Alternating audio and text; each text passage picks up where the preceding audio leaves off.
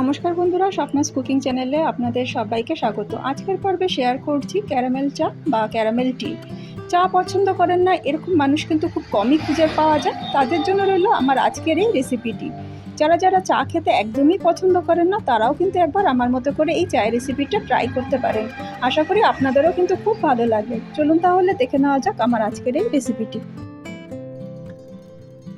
Caramel বানানোর জন্য এখানে 6 চামচ চিনি নিয়েছি। এখানে 3 কাপ চায়ের জন্য 6 চামচ চিনির ব্যবহার করলাম। ক্যারামেল হয়ে যাওয়ার পরে মিষ্টির পরিমাণটা বেশ কম লাগে, সেই জন্য চিনির পরিমাণটা ডবলই নিতে হবে। তারপরও আপনারা আপনাদের ইচ্ছে মতো কমিয়ে কিংবা বাড়িয়ে নিতে পারেন। একদম লো ফ্লেমে চিনিটা ক্যারামেল হয়ে যাওয়ার পরে 2 কাপ জল দিয়ে দিলাম। ক্যারামেল আর জলটা মিনিট খানিক ধরে ফুটিয়ে নেওয়ার পরে এরপরে দিয়ে দিচ্ছি আগে থাকতে ফুটিয়ে রাখা 1.5 কাপ দুধ। দুধের বাটিতে কিছুটা পরিমাণ উষ্ণ গরম জল নিয়ে দিয়ে দিয়েছি 3 চামচ গুঁড়ো দুধ। এই গুঁড়ো দুধটা দিলে পরে চায়ের টেস্টটা আরও বেটার হবে।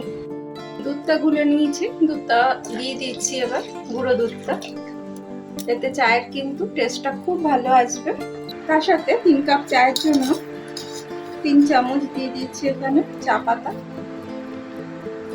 মোটামুটি 10 মিনিট পর্যন্ত ফোটাতে হবে, তাই কিন্তু সমস্ত কিছু পরিমাণটা মানে এখানে জল এবং দুধের পরিমাণ দুটোই একটু বেশি দিতে হবে, যাতে ফুটে 3 কাপের মতো বা আপনারা যে কয় কাপ করবেন সেই কয় কাপ পরিমাণটা হয়। গ্যাসের ফ্লেমটাকে বাড়িয়ে কমিয়ে দিয়ে 10 মিনিট ধরে চায়ের পাতাটাকে এইভাবেই ফুটিয়ে নেব।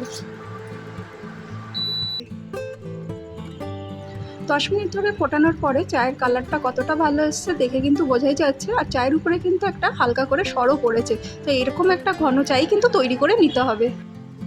কাপের উপরে একটা ছাঁকনি বসিয়ে চাটা ছেঁকে নিচ্ছি।